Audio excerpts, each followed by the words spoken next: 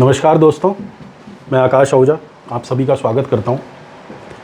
और मेरे छोटे भाई अनिल रावत इस समय मेरे साथ हैं और आज इनका फ़ोन आया कि भैया आप स्टूडियो में आएँ और आपसे कुछ बात करनी है।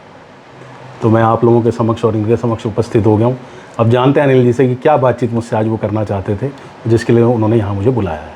पहले तो आपका धन्यवाद है भैया, आप मेरे बुलाने पे यहाँ आए। और चर्चा का विषय तो अभी मैं क्लियर कर दूंगा। पहले ये बात कह देना चाहता हूँ कि मेरे लिए आपके साथ मंच साझा करना और लगातार इस तरीके से साझा करना ये मेरा सौभाग्य है, क्योंकि आप मेरे लिए हमेशा से प्रेरणा के स्रोत रहे हैं। ठीक है, उसकी दो वजह हैं। एक तो आपके बोलने का जो लहजा है, तरीका है, आपकी वोकैबुलरी है और आपका ज्ञान का भंडार है। वो परसों वाली वीडियो में किसी ने नीचे लिखा भी था कि अब कुछ मज़ा आने वाला है अगर अनिल रावत और आकाश आहूजा एक साथ मंच साझा करेंगे। और मैं आप लोगों को भी बता देता हूँ, हमारी ये कोशिश रहेगी कि वीकेंड में 2 दिन, मिनिमम 2 दिन हम किसी न किसी टॉपिक पर आपके साथ रूबरू हों, आपसे बातचीत करें और आप लोगों तक अपनी बातें पहुँचाएँ। तो आज का मुद्दा मैं आपको एक बता देता हूँ कि दिवाली वाली रात से सोशल मीडिया पर एक वीडियो वायरल हो रही है और वो खासा वायरल हुई है और खासा चर्चा का विषय रही है, जिसमें एक महिला है और जो प्रतिष्ठित अपने प्रतिष्ठान से हैं, मेरे ख्याल में डेंटिस्ट हैं वो, और जिनने एक वीडियो वायरल हुई है जिनकी एक इंग्लिश पिस्टल से फायरिंग करते हुए। तो उस बारे में आपका क्या कहना है? नहीं देखिए, हालांकि मैंने वो वीडियो देखा नहीं है, आप मुझे बता रहे हैं तो मैं तो देखिए, अगर अनिल जी व्यक्तिगत आप मेरी बात करें तो मैं तो बहुत ज़्यादा क्या कहते हैं एक समर्थक हूँ नारी सशक्तिकरण का। और अगर महिलाएं हथियार चला रही हैं तो कोई आज की बात तो नहीं है, कोई नई बात नहीं है कि महिलाएं हथियार चला रही हैं। तो अगर आप इतिहास को पलट कर देख लें तो ना सिर्फ हिंदुस्तान बल्कि Europe, north America, south America, सब जगह आपको मिल जाएगा इस तरह का इतिहास। और नारी सशक्तिकरण की बातें तो हम शुरू से करते आ रहे हैं। तो नारी का पिस्टल चलाना मुझे लगता है कि कोई ऐसी बात तो नहीं है। बात ही करते हैं, अगर यूरोप की बात अगर आप करें तो 15वीं शताब्दी की जोन ऑफ आर्क को कौन कोई भूल सकता है, जिन्होंने मात्र 17 वर्ष की आयु में सशस्त्र क्रांति करी अंग्रेज़ों के खिलाफ। और किंग जॉर्ज सप्तम को फ्रांस की गद्दी पर बैठने में उन्होंने बहुत बड़ा योगदान दिया था। उसके बाद आप बात कर लीजिए झांसी की रानी लक्ष्मीबाई की, आप बात कर सकते हैं 1857 की क्रांति का बिगुल फूकने वाली बेगम हजरत महल का। सभी उन लोगों ने सशस्त्र क्रांतियाँ करी हैं। और उसके बाद आज़ाद हिंद फौज में लक्ष्मी सहगल, जैसा आपने भी बताया कि कोई डॉक्टर हैं जिनका आपने नाम लिया, तो लक्ष्मी सहगल भी पेशे से डॉक्टर थी, लेकिन बाद में कमांडर बनी नेताजी सुभाष चंद्र बोस की सेना में। आप और बात करें तो अब नया ताज़ा उदाहरण है मनु भाकर का, जो ओलंपिक्स में 2 मेडल जीत के लाई है निशानेबाजी की प्रैक्टिस में। तो अगर किसी की मंशा ये है कि वो नारी सशक्तिकरण की दिशा में कोई कार्य कर रहा है और कुछ अच्छा करना चाहता देश के लिए, तो मुझे नहीं लगता महिलाओं के हथियार उठाने में कोई प्रॉब्लम है। लेकिन मैं फिर से ये कहना चाहूँगा कि मुझे अभी उस जो वीडियो के आप जिक्र कर रहे हैं, दंत चिकित्सक आपने कहा कि कोई हैं और वो इंग्लिश पिस्टल से फायरिंग कर रहे हैं, तो मुझे उसकी पूरी जानकारी नहीं है। अगर तो मुझे बताएं कि वो क्या है माजरा, तो अगर तो सिर्फ महिला सशक्तिकरण तक ये सीमित है तो बहुत अच्छी बात है। महिलाओं को आगे आना चाहिए, कंधे से कंधा मिलाकर पुरुषों के साथ चलना चाहिए। दिवाली वाली रात पर थार पे खड़े होके और इस तरीके से ये वीडियो मतलब बनाकर एक सोशल मीडिया पर केवल हाइक पाने के लिए लाना, ये तो इसका आपके जो महिला सशक्तिकरण से कहीं दूर दूर तक कहीं लेना देना नहीं है ना। बात आपकी बिल्कुल जायज़ है। अगर तो देखिए सिर्फ दिखावे के तौर पर, क्या वो वीडियो कहीं पोस्ट किया गया या जी बिल्कुल बिल्कुल सोशल मीडिया पर आया और मैं अभी इसके बाद आपको वीडियो पोस्ट भी कर दूंगा, अपने दर्शकों को हम दिखा भी देंगे। ठीक है, और वो खासा एक चर्चा का विषय है जिस पे पुलिस ने संज्ञान लेते हुए तुरंत उस पर एक्शन कार्रवाई की है। जी अच्छा, तो सबसे पहले तो मैं क्षमा चाहूँगा कि मैं शायद मुद्दे से पहले भटक गया था। मुझे लगा कि नारी सशक्तिकरण की दिशा में एक दंत चिकित्सक जिनका आपने नाम लिया, और एक क्या बता रहे, एक थार पर। हाँ नहीं, थार पे एक थार तो मोस्टली सब चीज़ों के लिए गाड़ी मानी जाती है। थार एक स्टेटस सिंबल बनता जा रहा है। तो थार वाले अलग हैं और हाँ उनके पास भी मेरे ख्याल में थार ही गाड़ी थी, लेकिन उनकी एक वीडियो दूसरी आई है। और इसी के चलते हुए अभी कुछ दिन पहले एक वीडियो और वायरल हुई है जिसमें एक महिला थार की छत पे खड़े होकर फायरिंग करती हुई पाई गई है। ओके, और एक केस में पुलिस ने मुकदमा दर्ज किया है। हाँ, दूसरे केस में भी उसमें गिरफ्तारी और कुछ वो हमें सूचना नहीं है, अनभिज्ञ है अभी पुलिस की। बिल्कुल हाँ। देखिए, अगर इस तरह का मामला तो वाकई चिंतनीय है, शोचनीय है। मैं फिर से कहना चाहता हूँ कि अगर तो ये कुछ ऐसा प्रयास होता कि जिसमें नारी सशक्तिकरण की बात होती, नारियों के आगे बढ़ने की बात होती, तो कहीं ना कहीं वो समाज में स्वीकार्य है। लेकिन अगर इस तरीके से आप जो बता रहे हैं कि सोशल मीडिया वेबसाइट पर जो वो दंत चिकित्सक है उन्होंने अपना वीडियो अपलोड किया है, खुद अपलोड किया ना? जी बिल्कुल बिल्कुल, खुद उनके द्वारा ही किया गया है। तो ये बड़ा दुर्भाग्य है, शोचनीय है। मुझे ऐसा लगता है कि इस तरह का वीडियो पोस्ट करना केवल अपनी धन संपन्नता, अपनी विलासिता, अपने सुख साधन, इनका भोंडा प्रदर्शन है और ये बहुत गलत है, समाज में स्वीकार्य नहीं है। दूसरा वीडियो जो आपने कहा थार पर, थार की छत पे खड़ी होकर एक महिला फायरिंग तो कर रही ये है बड़ा लगातार। स्पष्ट है कि ये वीडियोस जो बने हैं ये कहीं ना कहीं समाज में अपना रसूख दिखाने के लिए बनाए गए हैं, और सबसे ज़्यादा जिम्मेदार वो महिलाएं नहीं हैं, मैं समझता हूँ उनके परिवार के लोग हैं जिन्होंने वो वीडियो शूट किया है और इस तरीके से वो वीडियो डाला है। उन्हें शर्म आनी चाहिए। जिस देश में, जिस भारत देश में संस्कार और धर्म के नाम पर हम लोग आगे बढ़े हैं, आज भी हम अपने धर्म को प्रासंगिक मानकर हमेशा नारियों को पूजते हुए आगे बढ़ते हैं, ऐसे नारियों का इस तरह का भोंडा प्रदर्शन सर्वथा प्रतिकूल है, किसी भी तरीके से समाज में स्वीकार्य नहीं है। और जो अगर आप, मैं वीडियो ज़रूर देखूंगा अभी आपसे इस बातचीत के बाद, और हालांकि शायद मैंने पहले देख लिया तो मैं बहुत अच्छी बात कर पाता इस पर, लेकिन मुझे ऐसा लगता है कि जो दंत चिकित्सक और आपने दूसरी महिला का जिक्र किया है, वो सिर्फ़ और सिर्फ ये प्रदर्शन है रसूख का, ये प्रदर्शन है अपनी संपन्नता का, ये प्रदर्शन है अपने पैसे का। ये सोशल मीडिया के दौर पे अचानक से ये हिट होने वाला, वायरल होने वाला जो एक सीन चल गया है आजकल की, आप ये देखिए ना कि सोशल मीडिया पर जो बिक रहा है वो क्या है, मतलब एक भोंडापन, सीधे सीधे साफ सुथरों में। मैं इस तरह के कभी वर्ड यूज़ नहीं करना चाहता हूँ, लेकिन मैं चाहता हूँ कि आदमी हिट होने के लिए कुछ भी कर दे रहा है, क्या ये उस कुछ भी कर देने की हद है? एग्जैक्टली, बिल्कुल, इसमें कहीं से कहीं तक दो राय नहीं है। देखिए मैं आपको बताता हूँ, यहाँ पर दो चीज़ें काम करती हैं। ऑब्वियस सी बात है, बड़ा मतलब इसमें कहीं से कहीं तक ये एपरेंट है कि कहीं से कहीं तक सोचने की ज़रूरत नहीं है कि जिनके पास विदेशी पिस्टल्स हैं और जो थार जैसी 20-25 लाख की गाड़ी के आसपास फायर कर रही हैं महिलाएं, और आसपास नहीं कर रही है, उसकी छत पे खड़ी छत पर खड़े होकर, हाँ मतलब अगर तो उनके स्वामित्व वाली वो गाड़ी होगी, जी जी हाँ, ऑब्वियस सी बात है। तो ये एपरेंट है कि वो महिलाएं बड़े संभ्रांत घरों से, या कि ऐसे घरों से जिनके पास पैसा अंधा है, अथाह पैसा, जिनके पास संपदा है। अब उनके पास क्या बचता है कि उस पैसे का शो ऑफ कैसे करें। देखिए जिस तरीके से सोशल मीडिया टेक ओवर करता जा रहा है, वर्चुअल वर्ल्ड है ये, एक्चुअल वर्ल्ड नहीं है। ये वर्ल्ड है सिर्फ अपना बेस्ट जो आप समझते हैं वो दिखाने का। तो इन महिलाओं के साथ भी समस्या यही रही, या इनके परिजनों के साथ भी समस्या रही, चाहे वो दंत चिकित्सक हों या दूसरी जो थार के ऊपर चढ़कर फायर कर रही हैं महिलाएं। उन्हें लगता है कि हमने वो सब अचीव कर लिया जो समाज में रहने के लिए चाहिए। हमारे पास पैसा है, हमारे पास लग्जरी है, हमारे पास सुविधाएं हैं, हम संपन्न हैं, अब हम ये वांडे प्रदर्शन कर सकते हैं। फिर उसके बाद उसको सोशल मीडिया पर लाना। आपको शायद याद होगा पिछले बार जब मैं आपके साथ बैठा था तो मैंने आप एक कोड बताया था आपको कि nothing like a bad news. एक बुरा समाचार के अंदर इतनी ज़्यादा ताकत होती है, बुरे विजुअल्स के अंदर, बुरी चीज़ों के अंदर इतनी ताकत होती है कि वो बहुत जल्दी लोगों को अट्रैक्ट करते हैं। जैसे एक एग्जाम्पल मैं बहुत छोटा देता हूँ, किसी सिगरेट पीने वाले से कहिए वो सिगरेट छोड़ दे, साहब उसकी जान निकल जाएगी सिगरेट छोड़ कर। बिल्कुल। लेकिन आप किसी को कह दीजिए सिगरेट पी लीजिए, वो 1 सेकंड का काम है पीना। वैसे ही ये जो बुरी आदतें हैं, ये जो बुरे प्रदर्शन हैं, ये बड़ी ज़्यादा भीड़ लेते हैं। मैं एक बात और कहता हूँ, आपने सिगरेट पे बात करी है, एक दिन मैं भी अपने साथियों को बता देना, जो मैं चाहता हूँ कि मैं आकाश आहूजा जी को फिर से एक दिन के लिए आमंत्रित करना चाहता हूँ कि हम एक नशे के पे एक दिन फिर से बैठें। और मैं आपको एक बात बताता हूँ, सोशल मीडिया पे सीन क्या होता है ना, जब एक कोई वीडियो इस तरीके की पोस्ट पड़ जाती है तो मैं देखना चाहता हूँ उसमें हज़ारों की संख्या में, लाखों की संख्या में लाइक होते हैं, शेयर हो जाते हैं। मतलब फिर वही बात आ रही है कि पब्लिक देखना क्या चाह रही है और दिखाना क्या चाह रही है। ये सब चीज़ें कहीं ना कहीं, मैंने हर बार कहा है कि किसी भी पोस्ट को पोस्ट करने से पहले उसका इम्पैक्ट देख लेना चाहिए कि समाज में किस तरीके का इम्पैक्ट चाहिए। अभी पुलिस की प्रतिक्रिया इसमें क्या रही है और क्या रहेगी, ये भी बड़ा एक सवाल है। बहुत गहरी बात आपने अभी कह दी कि हमेशा सोचना चाहिए, think twice before you speak, ये बोलने के लिए कहा जाता है। और फिर आप दृश्य श्रवण की दुनिया में हैं, आप श्रव्य दृश्य दोनों हैं, और वहाँ कोई चीज़ डाल रहे हैं वीडियो ऑडियो की दुनिया में जिसकी शेल्फ वैल्यू बहुत ज़बरदस्त है, जो पास ऑन हो जाता है बड़ी जल्दी इंटरनेट पर, डाउनलोड्स हो जाते हैं। आप क्या संदेश देना चाह रहे हैं, क्या दिखाना चाह रहे हैं? पुलिस का संज्ञान लेना, जैसे आपने कहा कि एक किस मामले में मुकदमा दर्ज हुआ है, दंत चिकित्सक वाले मामले में, हाँ, मुकदमा दर्ज करना बिल्कुल सही है। पुलिस को कड़ी से कड़ी कार्रवाई करनी चाहिए इस मामले में। मैं आपको बताता हूँ कि पिछले साल जब एसएसपी मंजुनाथ टीसी के पास उधम सिंह नगर की कमान थी, तो एक केस हुआ था जहां पर आत्मरक्षा में एक युवक ने काशीपुर रोड पर फायरिंग कर दी थी।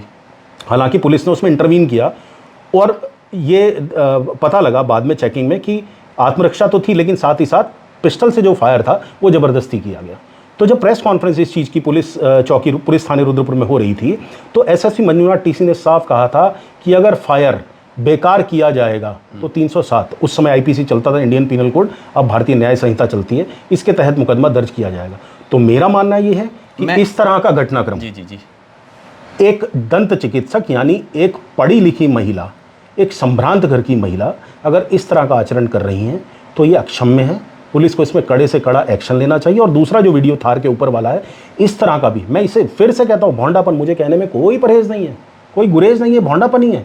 आप अपनी अमीरी का, आप अपनी विलासिता का, आप अपनी साधन संपन्नता का निरर्थक प्रदर्शन कर रहे हैं, गलत तरीके से शो ऑफ कर रहे हैं। मैं आपकी एक बात पे आता हूँ, आपने मंजूनाथ टीसीजी की बात कही है, मैं इस बात में फिर से एक बात जोड़ देता हूँ, शायद नागवार गुजरे कुछ लोगों को, कि हथियार को रखना और हथियार का इस तरीके से शो ऑफ करना, ये दोनों चीज़ें, मतलब हथियार रखना एक अलग चीज़ है और शो ऑफ करना अलग चीज़ है।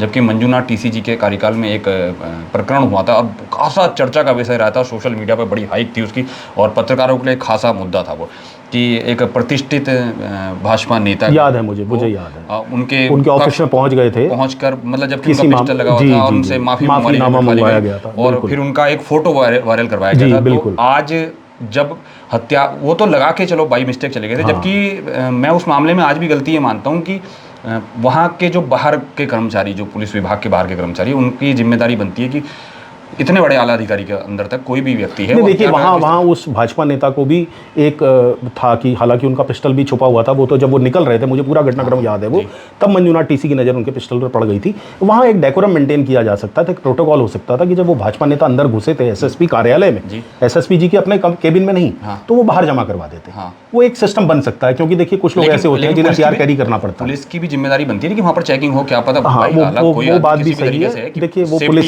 पुलिस का अपना एक वो पॉइंट ऑफ, हाँ एग्जैक्टली पॉइंट ऑफ व्यू उनका है, वो किस तरीके से उसे हैंडल करते हैं।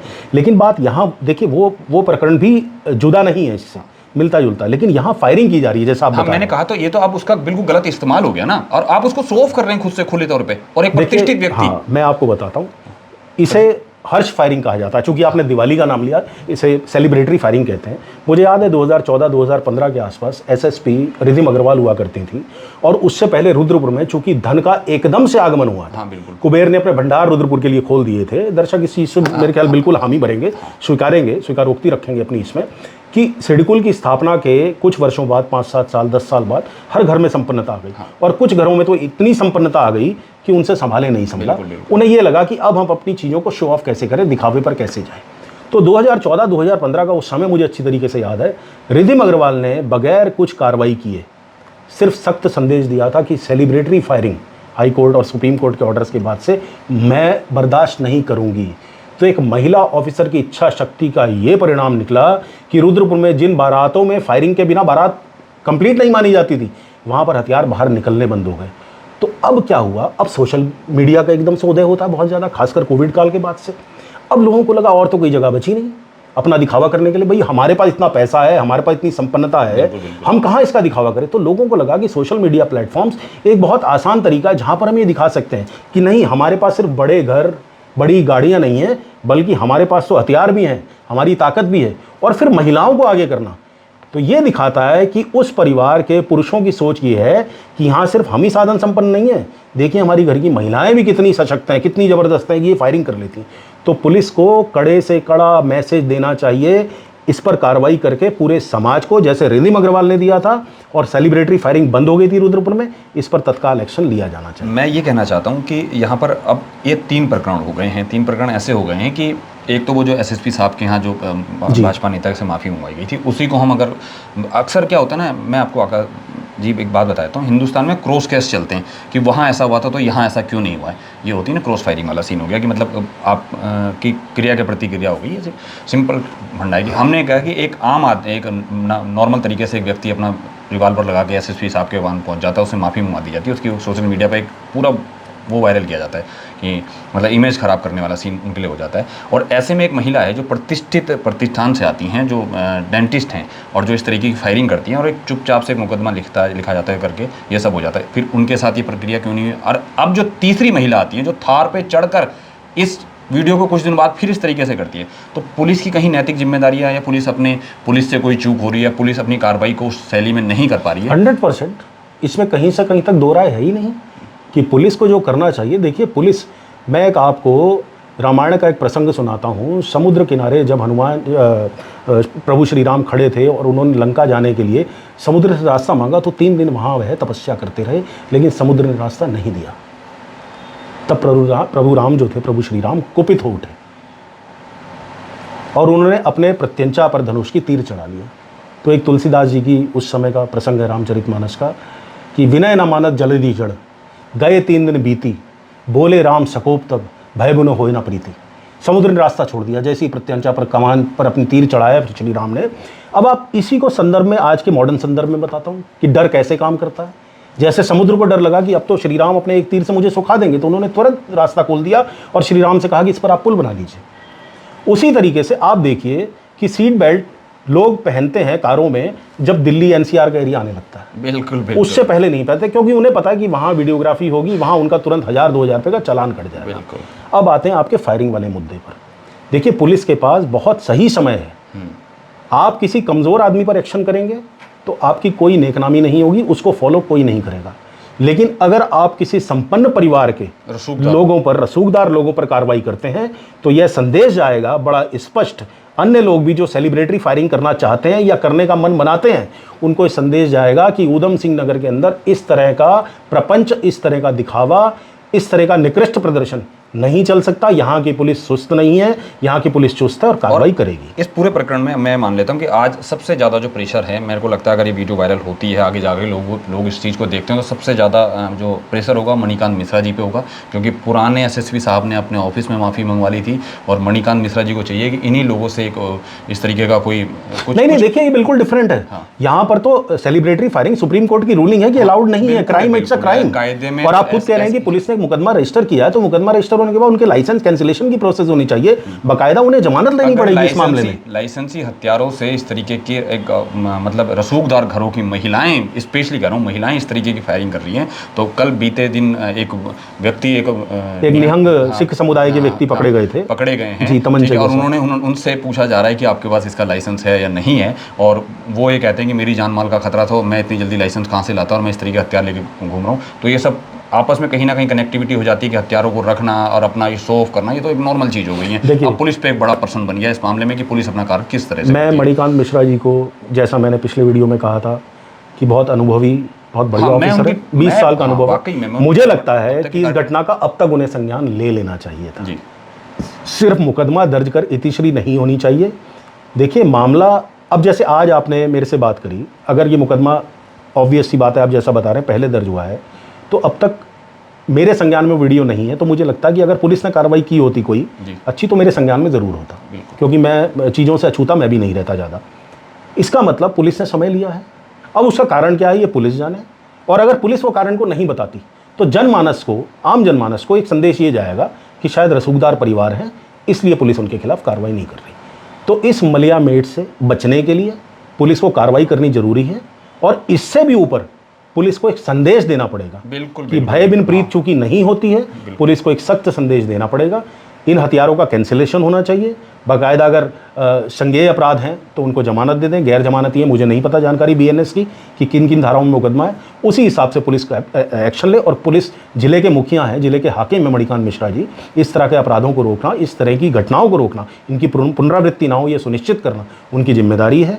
और जो दूसरी थार वाली महिला है उसको भी तुरंत चिन्हित किया जाए कौन है वो, और उसके खिलाफ भी सख्त से सख्त कार्रवाई की जाए। यही मेरा कहना है इस मामले में। चलिए ठीक है, तो ये थे आज हमारे साथ आकाश आहूजा जी, और आपका धन्यवाद है कि आपने मेरे साथ मंच साझा करा है। शहर के ऐसे ही तमाम मुद्दों पर हमने आपस में डिस्कस किया है। एक बात मैं और कहना चाहूँगा, आपने शुरुआत में थोड़ी मेरी प्रशंसा की थी, तो उसके लिए मैं फिर से आपका बहुत साधुवाद करता हूँ। लेकिन फिर बता दूँ, ये मेरे प्रति आपका स्नेह है, मैं इस लायक नहीं हूँ, मेरी हैसियत अभी इतनी नहीं है, मैं बहुत छोटा एक इंसान हूँ, पत्रकार हूँ। आप जो कहते हैं वो स्नेहवश कहते हैं, उसके लिए आपका बहुत बहुत साधुवाद है, और आपके सभी दर्शकों का फिर से मुझे झेलने के लिए बहुत बहुत साधुवाद। तो मैं शहर के ऐसे ही और मुद्दों पर साथियों आपके साथ फिर से एक बार मैं चाहूँगा कि मंच साझा हम आपके साथ करें और इसी तरीके से बात करें, क्योंकि मेरे अक्सर जब हम किसी मुद्दे पर डिबेट करना चाहते हैं तो हम ये चाहते हैं कि जिस भी व्यक्ति से हम सवाल पूछें उसके पास उसकी इंक्वायरी ज़्यादा हो, उसके पास उसका इस तरीके के उनकी शब्दावली बहुत अच्छी हो, उनको उस चीज़ की नॉलेज हो। तो मेरे साथ ज्ञान के भंडार आकाश आहूजा जी आगे भी आप सब लोगों के बीच मंच साझा करते रहेंगे। धन्यवाद।